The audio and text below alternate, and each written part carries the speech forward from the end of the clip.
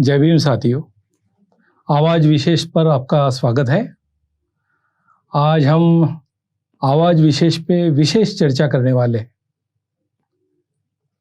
आज हमारे साथ में है पूजनीय भदंत प्रशील रत्न, जो हमसे अभी रूबरू होंगे।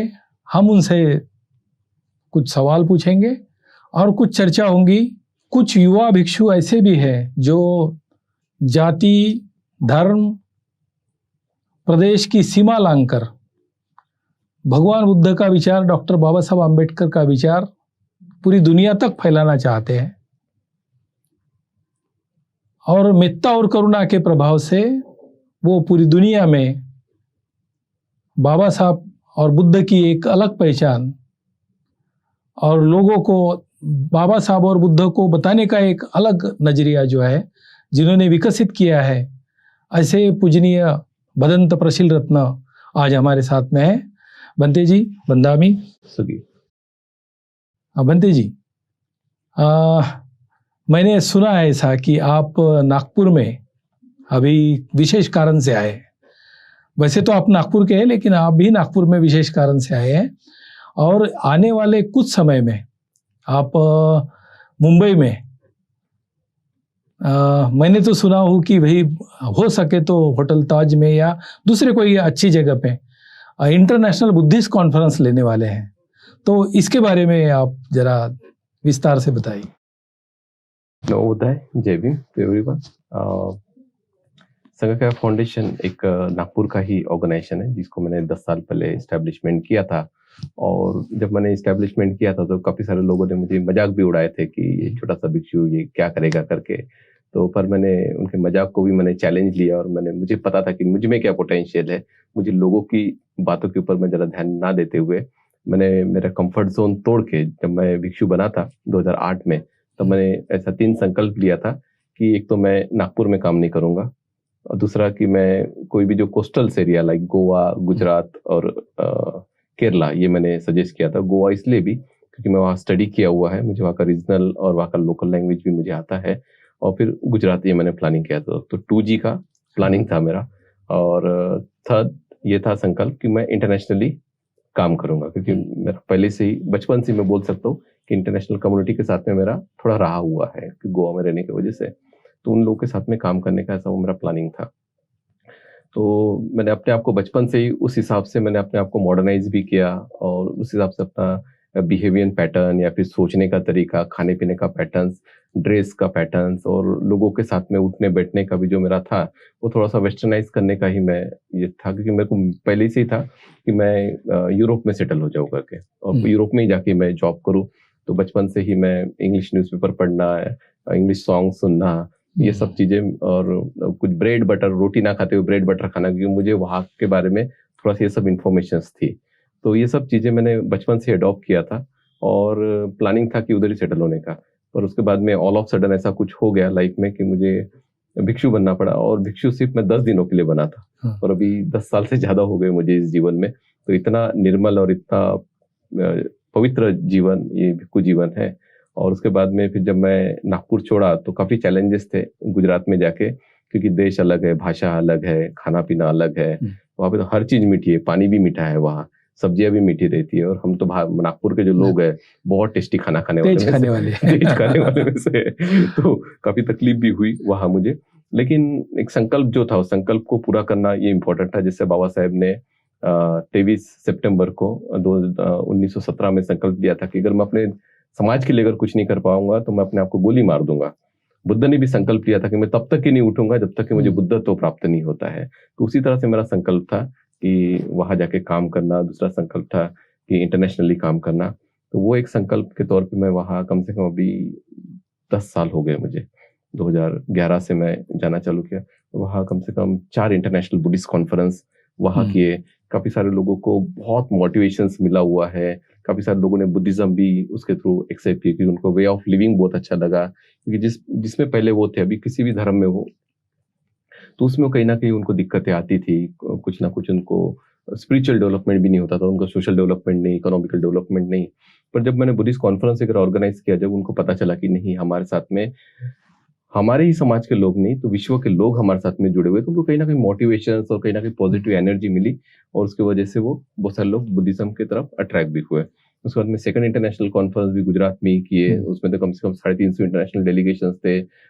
उसी समय 2-3 दिन पहले कॉन्फ्रेंस के प्रधानमंत्री आए थे हमारे जापान के, उनका भी मुझे वेलकम करने का मुझे मौका मिला।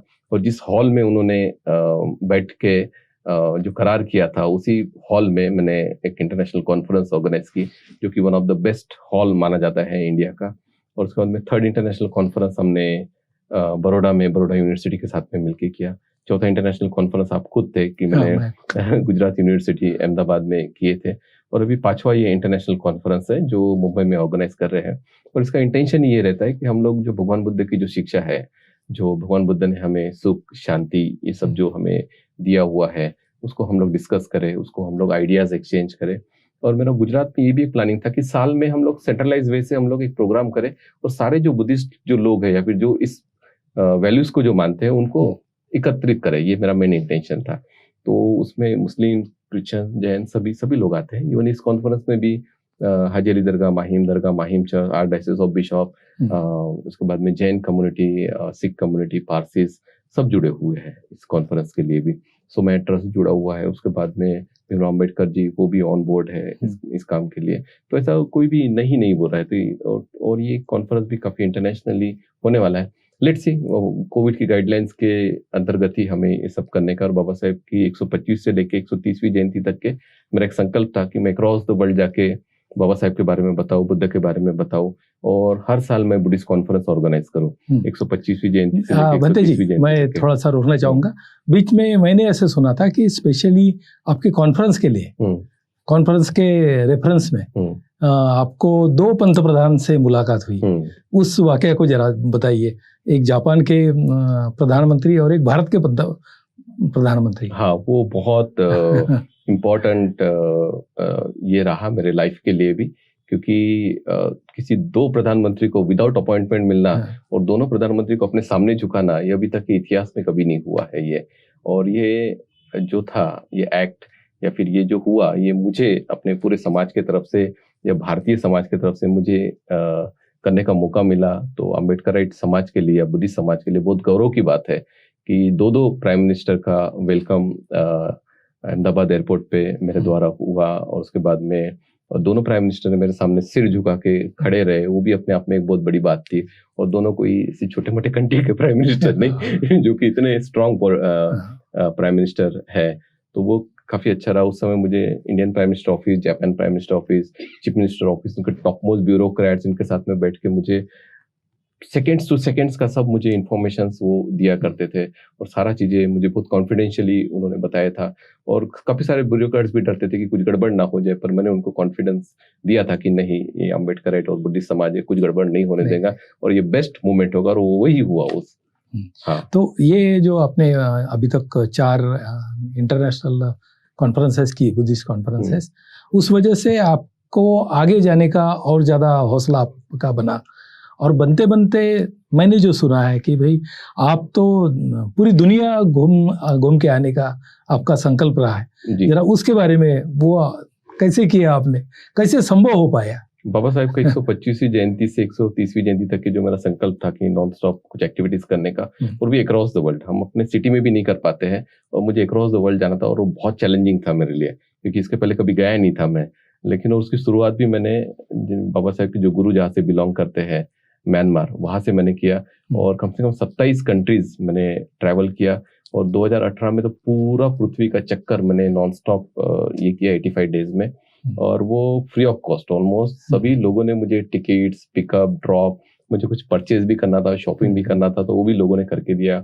उसमें मैंने कम से कम 25 दिन मैं यूरोप में स्पेंड किया, 20 दिन मैं लंदन में, फिर यूएस में ईस्ट कोस्ट और वेस्ट कोस्ट, उसके बाद में ताइवान में, फिर Myanmar, Malaysia, Thailand and back to फिर इंडिया। तो इतना सारा मेरा पूरा पृथ्वी का चक्कर मैंने काटा, और 85 डेज में मैंने उसको कंप्लीट किया। तो उसमें बुद्ध और बाबा साहेब के बारे में लोगों को बताया। और आपको अगर कोई भिक्षु फॉरेन में अगर कोई बाबा साहेब का फोटो अगर लिख के दिखता है, तो कोई भी नहीं है दूसरा, वो सिर्फ अंधे प्रसिद्धि हो गए हो। नहीं, बड़ी अच्छी बात है हाँ, ये, क्योंकि बाबा साहब के बारे में जब भी हम सुनते हैं, क्योंकि धम्म तो हमें बाबा साहब के मार्फत ही मिला है। जी, और मैं सुना हूँ कि कुछ अमेरिका में आपका कुछ प्लान है जी, कि वहाँ पे डॉक्टर बाबा साहब अम्बेडकर का एक बहुत बड़ा स्मारक बने। जी। मैं 2016 से उसी के लिए मैं जा रहा हूँ। Last time times of India में भी काफी बड़ा आर्टिकल आया था कि अम्बेडकर भवन वहां बनने वाला है। और मैं चाहता हूँ कि हम लोगों ने भी थोड़ा सा आउट ऑफ द बॉक्स और कंफर्ट जोन तोड़ के थोड़ा काम करें। जब मेरे जैसा सन्यासी जिसके पास कुछ नहीं है, जब वो इतना बड़ा विजन रखता है, तो आप लोग तो ऑफिसर्स है, पॉलिटिशियंस है, आप इतने बड़े बड़े बिजनेसमैन है, तो आपने कितना बड़ा विजन रखना चाहिए। तो अगर हम लोग बड़ा विजन पे अगर काम करेंगे तो बड़ा काम हम लोग कर पाएंगे। सोसाइटी को हम लोग कुछ पॉजिटिव वाइब्स और पॉजिटिव चीजें हम लोग दे पाएंगे। हम लोग अगर यहाँ 1000 बुद्ध विहार बना ले, पर एक बुद्ध विहार अगर हम लोग यूरोप और अमेरिका में बनाते हैं, उसका बहुत बड़ा impact, positive impact, psychological impact हमारे समाज के ऊपर जाता है। तो मेरा प्लानिंग था कि हम लोग यूएस में बनाए, क्योंकि बाबा साहेब वहां पढ़े।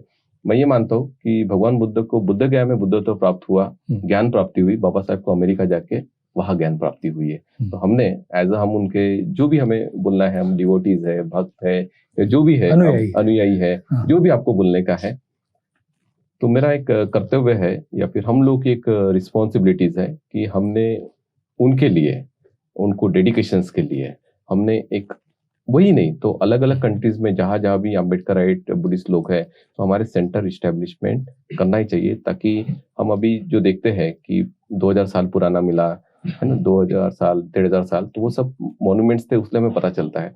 उसी तरह से हम लोगों ने अगर मॉन्यूमेंट्स अगर बना के जाते हैं, तो ये जनरेशन और आने वाली जनरेशन के लिए वो काम में आएगा। जब वो स्टडीज के लिए जाते हैं, घूमने के लिए जाते हैं, आप अलग अलग रिलीजियस जो ऑर्गेनाइजेशन आप उसका स्टडी करें, उनका किस तरह से पैटर्न है काम करने का। उसके बाद में जो दलाई लामा जी है, उनका पैटर्न देख लीजिए, काम करने का तरीका किस तरह से।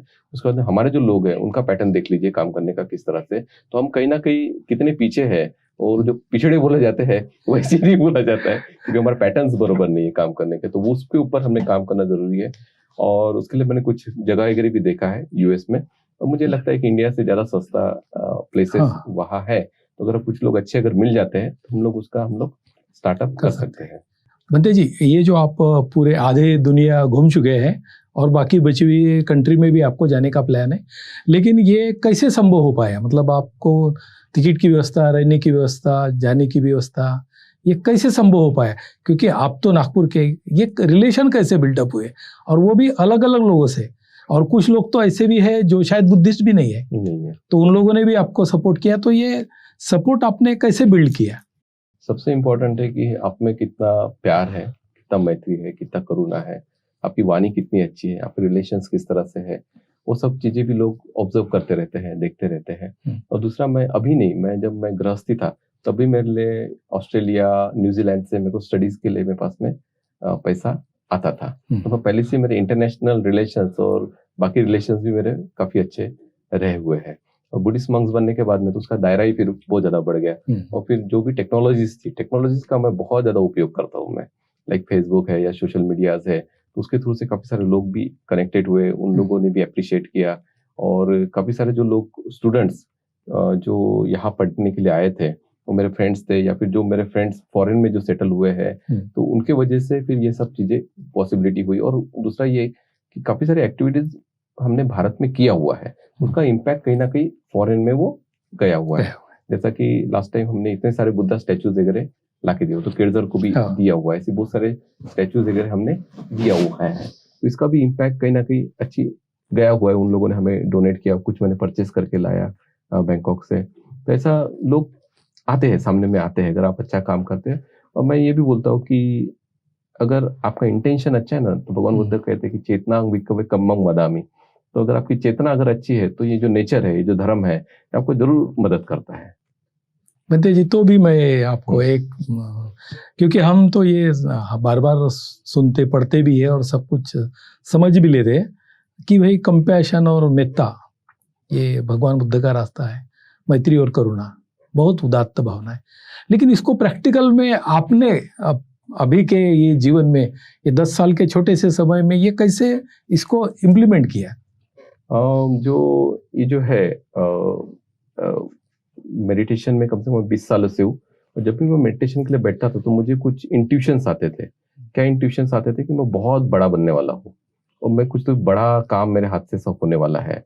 तो ऐसा हमेशा मुझे इंट्यूशंस आते थे। तो फिर मैंने सोचा कि ये जो कुछ मैं किसी को बड़ा करने से अच्छा, किसी कंपनी को अगर बड़ा करने से अच्छा, मेरे में जो क्वालिटीज है, जो भी नॉलेज है, स्पीकिंग का नॉलेज है, जो भी होगा मेरे पास में, वो मैं अपने धर्म को, बाबा साहब के मिशंस को अगर बड़ा करने के लिए अगर लगाता हूँ मैं, ये मैंने कम से कम 17-18 साल पहले मैंने सोचा था, और गोवा में सोचा था मैंने। अच्छा। हाँ, तो फिर मैंने सोचा कि क्यों ना अगर ऐसा हो। तो फिर मैंने पर्टिकुलर माइंडसेट रहता है इंडियन लोगों का, 60 के बाद में बनेंगे, 70 के बाद में बनेंगे। हाँ, तो मैंने, पर वो ऐसा कुछ हो गया कि मैं नहीं बनना चाहता था। मैं तो पहले बता दूं, मैं तो भिक्षु बनना ही नहीं चाहता था इतने कम उम्र में। वो तो ऐसा नेचर ने मुझे खींच लिया है, मैं ये बोल सकता हूँ। नहीं बेटा, अभी समय आ गया है तुम्हारा, चलो अभी बन जाओ तुम। और बन जाने के बाद में फिर ये सब एक्टिविटीज हमने स्टार्ट किए। और दूसरा आप जो बोल रहे थे कंपैशंस का वगैरह, तो जब हम मेडिटेशन वगैरह करते हैं, जब माइंड काम हो जाता है, और जब हमारा माइंड डिस्टर्ब रहा ना, तो disturb mind disturb atmosphere create करता है। और जब मन शांत हो जाता है तो आपको भगवान बुद्ध की या किसी की आपको जरूरत नहीं पड़ती है, क्योंकि आपका जो मन रहता है वही बुद्ध बन जाता है, और वही हमें बताता है कि क्या सही है और क्या गलत है। भगवान बुद्ध भी कहते हैं ना, स्वार्थी बनो। तो उस समय आपका माइंड अगर शांत हो जाता है तो आप कोई भी एक्शन आप गलत नहीं लेंगे, कोई गलत हो ही नहीं सकता है, क्योंकि आपका माइंड इतना कंपैशनेटेड हो जाता है, काम हो जाता है, शांत हो जाता है। तब आपको माइंड, आपका खुद का माइंड आपको बताता है कि नहीं, अभी वैर से वैर नहीं करने का है, अभी हमें उसके प्रति मैत्री करना है। और जहां मैत्री बढ़ना चालू हो जाती है तो वहां पे करुणा ऑटोमेटिकली बढ़ना चालू हो जाती है। जहाँ पे मैत्री और करुणा दोनों अगर जुड़ जाते हैं तो फिर मन ऑटोमेटिकली शांत होना चालू हो जाता है। बनते जी, ये ज्यादातर जितने भी कॉन्फ्रेंसेस हुई, अपने वहाँ पे जो रूलिंग जो है, जो भी लोग सत्ता में है, वो स्टेट में या सेंट्रल में, जिसकी वहाँ पे जरूरत है, जिनकी वहाँ पे उपयोगिता होंगी, ऐसे सब लोगों को आपने रिलेशन बनाए। और इतना ही नहीं, सभी धर्म के लोगों के, मैं खुद देखता हूँ कि आपको सब धर्म के जो प्रमुख लोग हैं पूरी दुनिया के, उनसे आपके बहुत अच्छे रिलेशन हैं। बुद्ध धर्म के भी अलग अलग देशों में जो बड़े बड़े मॉन्क्स हैं, उनसे भी आपके बहुत अच्छे रिलेशन हैं। ये रिलेशन जो ये मजबूत हो पाए, तो ये कैसे संभव हुआ है? ये मैंने बोला कि मैत्री अपने आप में बहुत बड़ी विस्तारीकरण है। जितना आप मैत्री करेंगे, तो मैं तो ये गारंटी देता हूँ, आपका अगर कितना बड़ा दुश्मन भी क्यों ना हो, वो भी आपका दोस्त बन जाएगा। उसमें जो, हाँ मतलब ठीक है, मन की भावना और ये, लेकिन हेजिटेशन तो होता है कि भाई ये मेरी जात का नहीं, ये मेरे धर्म का नहीं, ये मेरे संप्रदाय का नहीं, ये जय भीम वाला नहीं, ये उसमें। और हमारे में जो हमने एक लकीर बनाई है, इस लकीर को पार करना, हाँ, इट्स कॉल्ड इन्फेरिटी कॉम्प्लेक्स। तो हर एक इंसान को अपने कुएं में रहना पसंद है, उनको लगता है कि यही सही है करके। लेकिन और हम भी ऐसा सोचते कि वो क्या बोलेगा, ये क्या बोलेगा, और हम कहीं ना कहीं वो आइडियाज एक्सचेंज नहीं करते, बातचीत नहीं करते। हम लोग ये सोचते कि अरे वो ये धर्म का है, हम लोग जाएंगे तो क्या बोलेगा वो, तो हम वो भी सोचते हैं ये धर्म के है, क्या नहीं, कैसा नहीं। लेकिन सभी धर्मों की जो बेसिक जो है फंडामेंटल, वो है मैत्री फैलाना, प्यार फैलाना, मोहब्बत फैलाना, भाईचारा रखना, सदाचार रखना, यही है। और जब हम उनके पास में जाते हैं, मैं तो ये भी देखा कि चलते हुए इंसान को भी मैंने बोला कि मुझे ये ह्यूमनिस्टिक काम करने का, तो उन्होंने मुझे डायरेक्ट नंबर दिया, बोले बंदे जी आपको भी कांटेक्ट करो। तो मैं किसी भी टेम्पल में जाता हूँ, कहीं भी, तो कोई मुझे ना नहीं बोलता है, क्योंकि हमारा अप्रोच है बुद्धिज्म का नहीं, हमारा अप्रोच है कि जो ह्यूमनिस्टिक जो अप्रोच है कि वो हमें लव, कंपैशन, ब्रदरहुड, कॉन्स्टिट्यूशन का सेव करने का है, वही है। और कौन इंसान नहीं चाहेगा कि ऐसा सब चीजें ना हो करके, नोबडी डिनाइज। मतलब बुद्ध धर्म है, मानव धर्म है, और ह्यूमन बीइंग जो है वो उसका सेंटर है एक्चुअली। तो इस वजह से, और उस अप्रोच से यदि हम जाते हैं तो हमें दिक्कतें नहीं आती एक्चुअली। तो बनते जी, अभी आने वाले दिसंबर के फर्स्ट या सेकंड वीक में आप जो सोच रहे हैं यहाँ पे बहुत बड़ा कन्वेंशन लेने का, तो इसमें इसका दायरा कैसा रहेगा? कौन कौन लोग आएंगे इसमें, किन लोगों को बुलाएंगे? और अभी तक जो है, क्योंकि जनरली इंटरनेशनल कॉन्फ्रेंस हो गई, तो ये एक उत्सव भाई, एक थोड़ा सा फेस्टिव मूड में आ गए, कुछ लोग जमा इकट्ठा हो गए और रैली ये वो हो गया और चले गए। इसका आउटपुट भी क्या आता है, और फिर इसका एग्जैक्ट स्थिति क्या रहने वाली है? बराबर।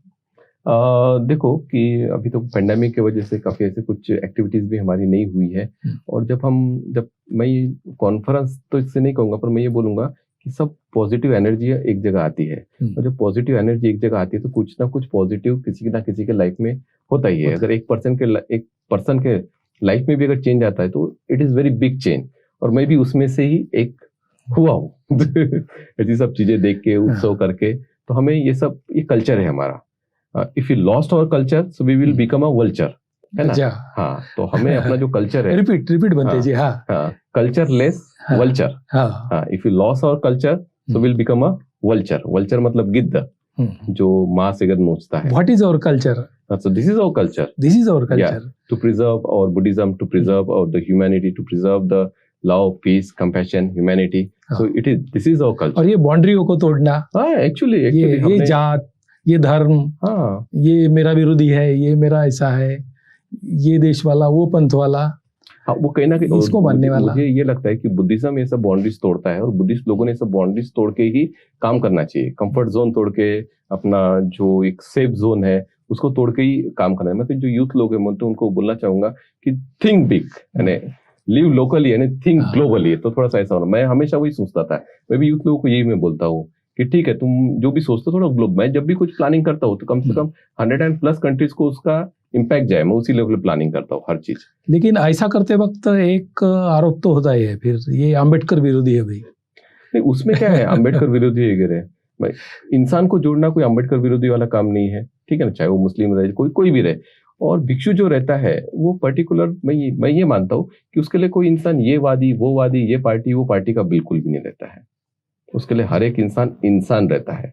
जब अंगुलीमाल जैसा इंसान चेंज हो सकता है, सम्राट अशोक जितना क्रूर था वो जब चेंज हो सकता है, तो इतने क्रूर तो नहीं है यहाँ पे अभी, तो वो भी चेंज हो सकते हैं। वो डिपेंड करता है कि जो बदलने वाला है वो कितना पावरफुल है। मैं तो आप लोगों को बोलता हूँ कि तुम्हारे समाज में कितने पावरफुल इंसान है, तो तुम लोगों को उनके जो प्लेसेस है वहां जाके एंटर करके उनको लोगों को खींच के लाना चाहिए।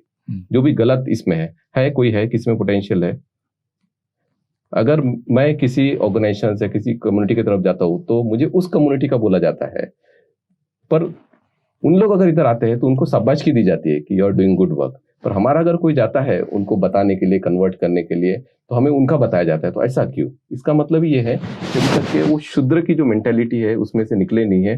तो these people, they are not a Buddhist at all, they are just like a Shudra, ati शूद्र, अनटचेबल्स, या इसी तरह के मेंटालिटी के है ये। अगर कोई पर्टिकुलर कोई ऑर्गेनाइजेशन है, आतंकवादी है, जाति विरोधी है, ऐसा है वैसा है, उसमें अगर कोई विश्व जाके काम करता है तो I will be appreciated him, कि कोई तो गया है उस अंधकार में प्रकाश करने के लिए, राइट? पर कुछ लोग जो है एक घटिया मानसिकता वाले उसको आरोप लगाते हैं। So let them do their work. तो उनका धर्म है, उनका धर्म हमेशा हेट्रेट फैलाना है और लोगों को ये करने का। एक कुरान में कहावत है कि जो मक्खी रहती है ना, वो सारे अच्छे शरीर को छोड़ के जख्म पे जाके बैठती है। तो यही इन लोगों का काम है। बुद्धिस्ट नहीं है ना, देखो बुद्धिस्ट बोलना, लेबल लगाना वो अलग बात है, और दिल से प्रैक्टिस करना वो अलग बात है। जो दिल से प्रैक्टिस करता है ना वो बिल्कुल भी नहीं बोलेगा ऐसा, वो ही नेवर से। भगवान बुद्ध ने क्या बोला है, किसी इंसान के बारे में स्टेटमेंट पास करने के पहले कम से कम 5 साल उसके साथ में रहो। रहते हैं आप? पीएस ने मुझे बोला, मैंने उसको बोल दिया, उसने उसको बोल दिया, तो this is not a way of Buddhist life. ये कुछ तो भी आप शूद्र का काम कर रहे, बुद्धिस्ट वे ऑफ लाइफ। और मैं ये देखता हूँ समाज में कि जितने भी लोग बुद्ध विहार चला रहे, ये चला रहे, इंस्टीट्यूशन चला रहे हैं, उनको बुद्धिज्म का बिल्कुल नॉलेज नहीं है, और वे ऑफ प्रैक्टिस में तो बिल्कुल भी नहीं है। उसका कुछ 0.1% 2% होगा, त्रिशरण पंचशील लेते होंगे, थोड़ा कुछ दान देते होंगे भिक्षु को बुला के वगैरह। पर जो भिक्षु बताता है, जो भगवान बुद्ध ने जो उनको बताया है, उसको इम्प्लीमेंटेशन वो बिल्कुल भी नहीं करते हैं। उसलिए कहीं ना कहीं हम संकुचित मानसिकता में जुड़े हुए, उसलिए हमारे साथ में दूसरा समाज नागपुर में नहीं जुड़ रहा है। क्यों नहीं जुड़ रहा हुआ है? तुम इतने सारे लोग हो, तुमने कितने मंदिरों को बुद्धिस्ट मंदिर में कन्वर्ट करके बताए, मुझे बताइए। बहुत बड़ा चैलेंज है तुम लोगों के लिए। तुम्हारे जो लोग हैं वो क्रिश्चियनिटी में जा रहे हैं, तुम्हारे लोग अलग अलग मंदिर में जा रहे हैं, वो अलग अलग क्या मस्जिद वगैरह इसमें वो जा रहे हैं। तो कहीं ना कहीं हम लोगों में कमी है, तो उसको कमी दूर करना बहुत जरा जरूरी है, मैं ये मानता हूँ। ये हमें हमारा दायरा बढ़ाना पड़ेगा, और थोड़ा सा मन का थोड़ा सा विकास करना पड़ेगा, मन का भी विकास करना पड़ेगा। और दूसरा खास करके स्पिरिचुअल जो लोग हैं वो ज्यादा डेवलप करना बहुत ज्यादा जरूरी है। जितने ज्यादा स्पिरिचुअल, ये पर्टिकुलरली भिक्षु जो होता है, जो पूरे समय जो धम्म का प्रचार और प्रसार करता है, वो भी यदि स्पिरिचुअलिटी में है, क्योंकि पढ़ तो लिया, सारी गाथाएं मालूम है, सब कुछ मालूम है, उसका मीनिंग भी मालूम है, लेकिन उसमें स्पिरिचुअलिटी नहीं है। वो यदि उसमें कंपैशन नहीं है, यदि उसमें मेत्ता भावना नहीं है, तो फिर वो भी आगे हमारे काम का नहीं रहेगा। एक्चुअली मैं ये बोलता हूँ कि तुम्हारे में कुछ तो अलग होना चाहिए। आगे वालों को लगना चाहिए कि नहीं, इसमें कुछ तो बात है जो मुझ में नहीं है। जस्ट लाइक आप कभी चर्च में जाइए या क्रिश्चियन कम्युनिटी में जाइए, तो आपको कुछ अलग एनर्जी फील होंगी उन लोगों के पास से, कि आपको खुद लगेगा कि नहीं, कुछ तो बात है इन लोगों में, उनकी बात करने का तरीका, ड्रेस सेंस, क्लीननेस, प्रेइंग का तरीका, तो ऐसा कुछ तो भी अलग लगेगा आपको। तो वो जो अलग जो चीज है जो आगे वाले को अट्रैक्ट करती है, वो चीज आपको लोगों को देना पड़ेगा। तो पर्टिकुलरली हमारे यहाँ पे युवा जो है, क्योंकि अभी ये जो फर्स्ट जनरेशन है वो तो संघर्ष में गई है, उनके बहुत सारे प्रॉब्लम्स भी थे, सोशल प्रॉब्लम थे, कुछ रिलीजियस प्रॉब्लम थे, कुछ रिजर्वेशन के प्रॉब्लम्स थे, अन्य अत्याचार के मुद्दे थे। तो इसमें बहुत सारा संघर्ष पहली पीढ़ी ने किया, बुद्ध विहार बांधने का, और इसको जो है मतलब जो भी बनाया है उसको टिकाने का काम तो था।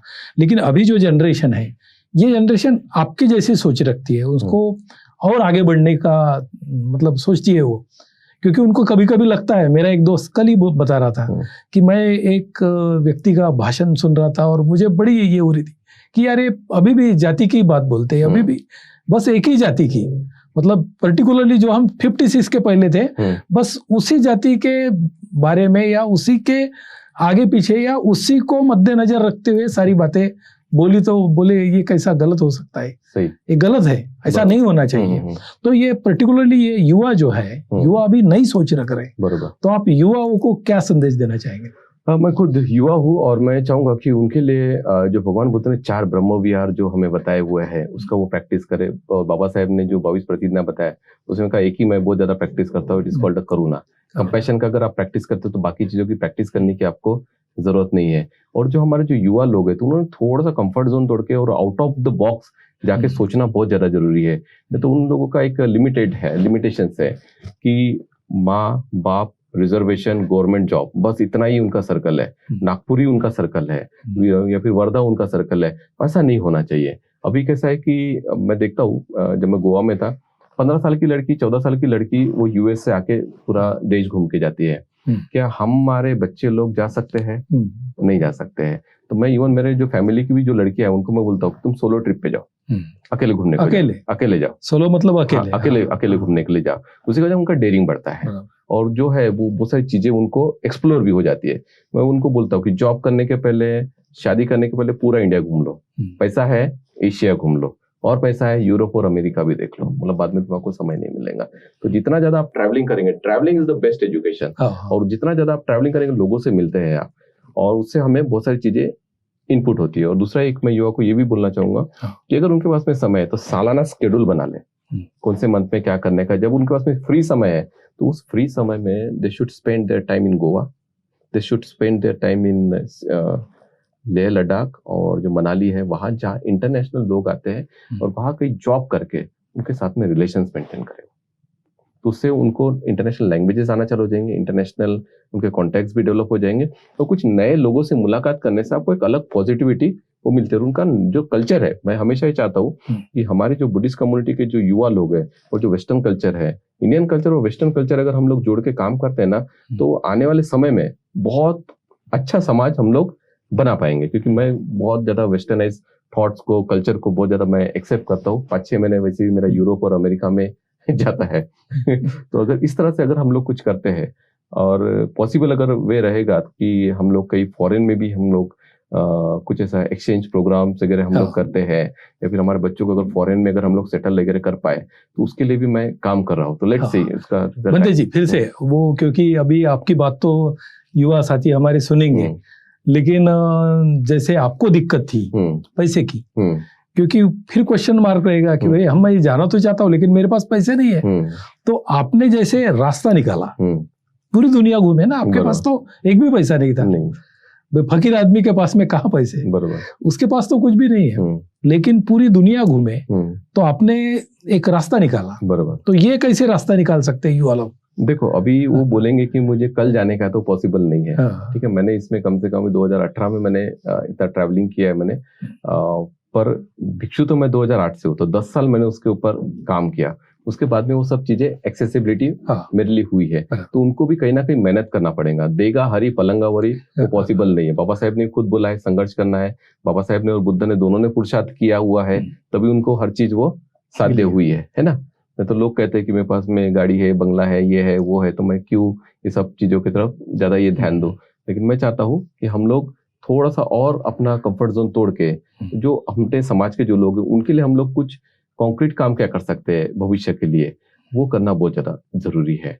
तो युवाओं ने एजुकेशन की तरफ तो ध्यान देना ही है कि बुद्ध ने भी बोला कि बाहु सत्यंच सिप्पंच, जितना ज्यादा अलग अलग हम लैंग्वेज इसका और टेक्नोलॉजीज का नॉलेज लेंगे उतना ज्यादा रहेगा। मैं तो ये बोलूंगा हिस्ट्री ज्योग्राफी पढ़ाना बंद कर दो हमारे बच्चों को, उनको जापानीज पढ़ाओ, चाइनीज पढ़ाओ, कोरियन पढ़ाओ, थाई पढ़ाओ। ये मैं गारंटी देता हूँ कि उनको यानी 40% एम्प्लॉयमेंट है, उससे ज्यादा एम्प्लॉयमेंट जो अनएम्प्लॉयड जो लोग है उनका वो सेटलमेंट हो जाएगा, और अच्छी एक सिक्योरिटी के साथ में एक अच्छे नए देश में वो सेटल हो जाएगा, और लड़की भी अच्छी मिलेंगी गोरी।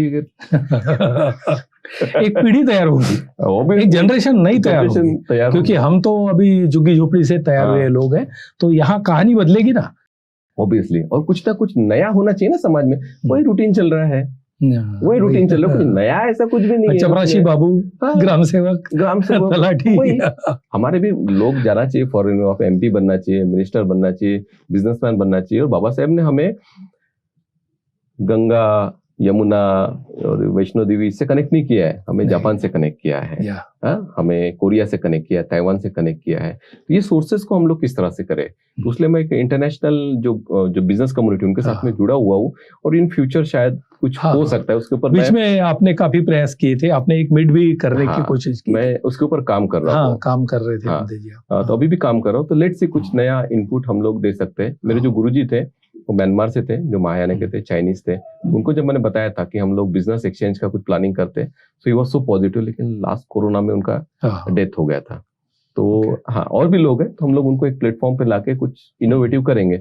और मैं चाहता हूँ कि भिक्षु लोगों ने थोड़ा सा लीडरशिप लेना चाहिए अभी, सफेद कपड़ों वालों को छोड़ के, क्योंकि अभी जो है, क्योंकि हमारे जो नेबरिंग कंट्रीज है सारे बुद्धिस्ट है, और PS खोबरागढ़ अगर कुछ बनता है तो उनको कुछ पता नहीं चलता है, लेकिन एक भिक्षु बनता है, बराबर, एक भिक्षु अगर कुछ पोजीशन पे जाता है तो अक्रॉस द वर्ल्ड से जो बुद्धिस्ट लोग हैं वो अप्रोच करेंगे, इन्वेस्टमेंट के दरवाजे खुल जाते हैं, आपके royal families, prime minister, president, इन सब के दरवाजे खुल जाते हैं। तो हमें भिक्षुओं को कोई बड़ी पोस्ट पे अगर हम लोग अगर कर पाए, एक ट्रायल बेसिक पे या फिर एक प्रयोग के तौर पे हम लोग 5-10 साल के लिए करके देख सकते हैं क्या उसका इनपुट होता है। तो हो सकता है कि कुछ नया चेंजेस समाज में हो सकता है। लेट्स सी, देखते हैं, लेट्स सी।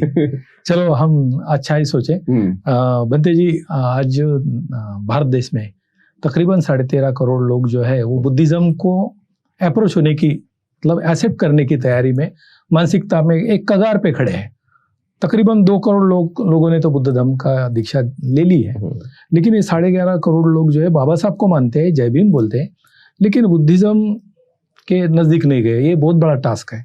और इंटरनेशनली जो हमारी कम्युनिटी या हमारा धर्म जो है वो फैला हुआ हर जगह में, उनसे रिलेशन बना के, उनके रिसोर्सेस, उनकी जो उन्होंने जो बड़े बड़े मोनेस्ट्रीज बनाए, तो उनके हेल्प के माध्यम से, उनके मदद से हम अच्छे भिक्षु बना के पूरे भारत को बुद्धमय बना सकते हैं।